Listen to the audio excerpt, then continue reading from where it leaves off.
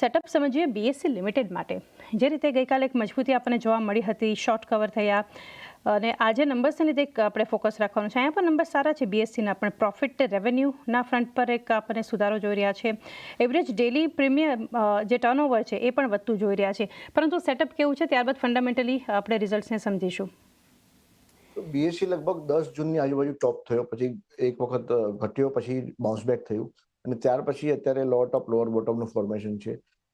Overhead resistance છે, બે moving average, તમે 2 કે 3 મૂવિંગ એવરેજનું ઓવરહેડ રેઝિસ્ટન્સ છે લગભગ એને 2500ની આજુબાજુ. અને મોમેન્ટમ લોસ થયો છે એમાં ડેફિનેટલી, અને જે માર્કેટને આઉટ પરફોર્મ કરી રહ્યું હતું એ પણ હવે ફ્લેટ થઈ ગયું છે. એટલે આ એક પ્રકારે મેક ઓર બ્રેક લેવલ છે એની માટે.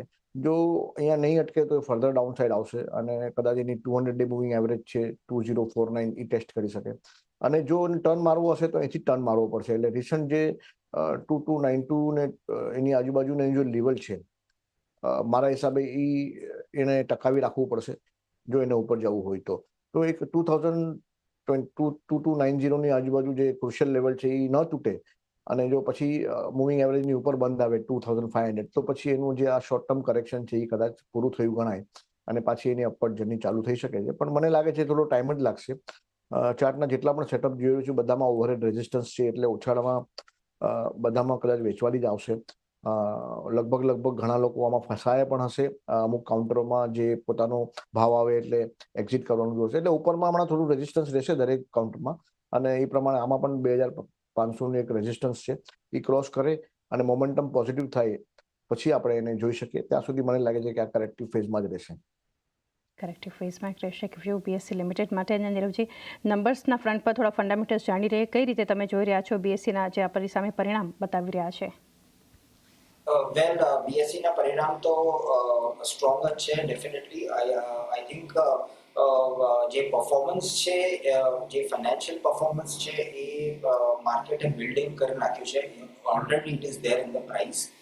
પણ I think the important factor with the market is looking forward to કે આજે વીકલી ઓપ્શન્સ જે સેટલમેન્ટ છે એનું શું આઉટકમ આવશે, સેબીનો ડિસ્કશન પેપર છે અને what outcome finally comes out. કેમ કે જે ઓપ્શન્સમાં જે ટર્નઓવર છે બીએસસીનું, it is a substantial part. At the same time જે સ્ટ્રિંજન્ટ રેગ્યુલેટરી રિક્વાયરમેન્ટ્સ આવ્યા છે એનું શું ઇમ્પેક્ટ આવશે on BSE's volumes and business.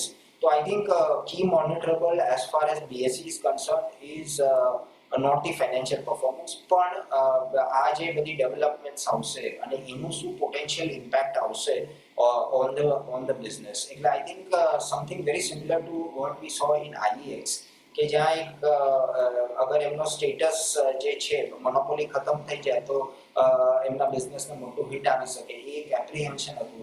Similar lines પર આઈ થિંક બીએસસીનું છે કે આ 2-3 ફેક્ટર્સ છે એનું શું આઉટકમ આવે છે that will decide the course for BSE, but for the time being I think એક નેગેટિવ બાયસ છે.